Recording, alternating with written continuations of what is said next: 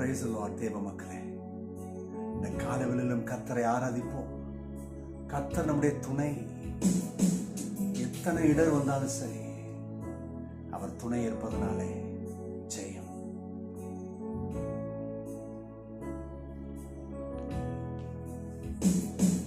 எத்தனை இடர் வந்து சேர்ந்தாலும் கர்த்தனே அடைக்கலமாயினா.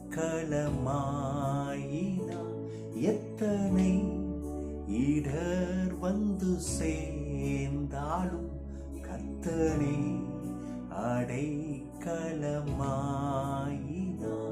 மனுமக்களில் இவர் போலென்றோ விண்ணுலகிலும் இவர் சிறந்தவர். கர்த்தனே எம் துணையானி, நித்தமும் எம் நிழலானி. கர்த்தனே எம் துணையானி. கர்த்தர் நம்முடைய துணை. இன்னைக்கு ஒருவேளை உங்களுடைய சூழ்நிலை பயத்தில் அங்கலாய்ப்புல இருக்கலாம். அவர் நோக்கி பாருங்க, அவர் உங்களை நடத்துவார்.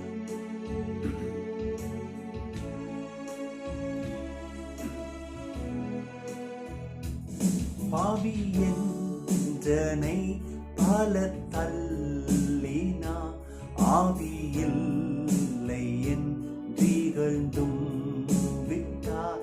பாவி என்றனை பல தள்ளினா, ஆவியில்லை என்றிகழ்ந்தும் விட்டார். ராஜாவும் அன்பு என்னை கண்டது, உம்மை போலையா எங்கும் கண்டதில்லை. கர்த்தனே எம் துணையானி. இயேசுவே, நீர் எங்களுடைய துணை. ஆவி இல்ல, ஆவி துரோகி என்றெல்லாம் பேசலாம். ஆனால் நீர் எங்களை கை கொடுத்து தூக்கி வைப்பீர், அலங்கரிப்பீர். இந்த காலவெளியிலே உமது பிள்ளைகளை நீர் சந்தியும் தோண்டும், பலப்படுத்தும். அவங்களை எந்த காரியம் அழுத்தி கொண்டிருக்கிறதோ, எது அவர்களை இழுத்து கொண்டிருக்கிறதோ, அதிலிருந்து பிள்ளைகளை விடுதலை செய்யும். உமது வார்த்தையிலே பிள்ளைகளை பலப்படுத்தும். இயேசுவின் நாமத்திலே ஜெபிக்கிறேன் நல்ல பிதாவே. ஆமென், ஆமென், ஆமென். ஹல்லேலூயா. Praise the Lord. தேவ மக்களே, கர்த்தர் நம்முடைய துணை.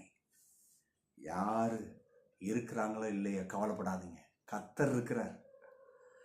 அவரை நம்பி நம்ம முன்னேறி செல்ல முடியும். ஆமென்.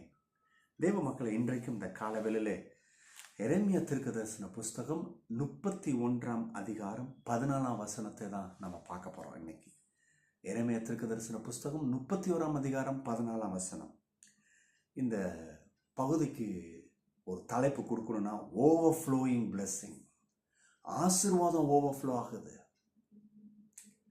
நிறைய பேர் சொல்லலாம், ஆசீர்வாதம்னு கேள்விதான் பட்டிருக்கேன், நிரம்பி வழியுமா, ஓவர்ஃப்ளோ ஆகுமா, பார்க்க முடியுமா?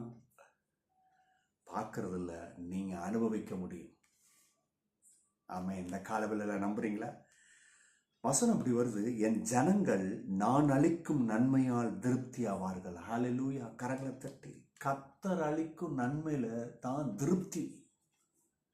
நீனா போய் தேடி யார் மூலியமாவது, யாரு மனுஷ தயவுல அங்க காக்கா பிடிச்சி, இங்க ஆளை பிடிச்சி, கையை பிடிச்சி, காலை பிடிச்சி, எதையாவது குறுக்கு வழியில வந்து எப்படியும் முன்னேறதுக்கு என்ன வழினாலும் இல்லை.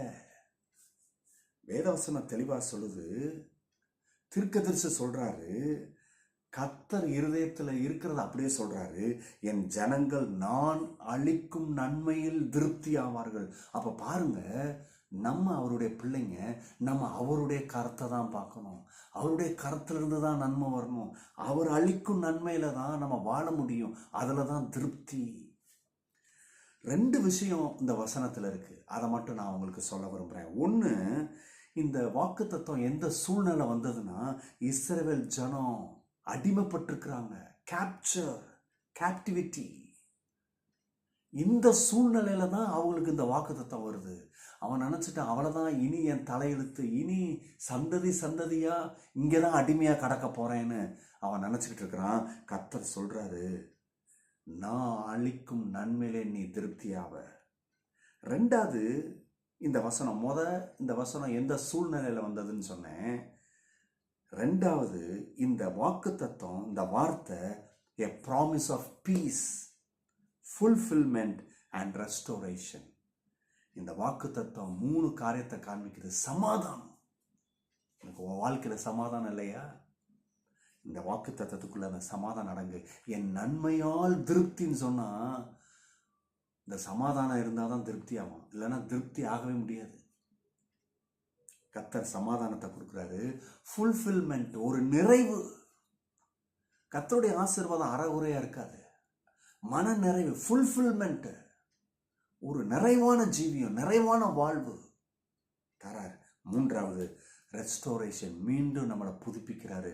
நீ பழசா போயிருக்கலாம், தேஞ்சு போயிருக்கலாம், ஒண்ணுமே இல்லாம இருக்கலாம், திரும்பியும் புதுப்பிக்கிறாரு. இந்த காலவேளையில கர்த்தரை நம்புறீங்களா? உங்க வாழ்க்கையில் இது நடக்கும்.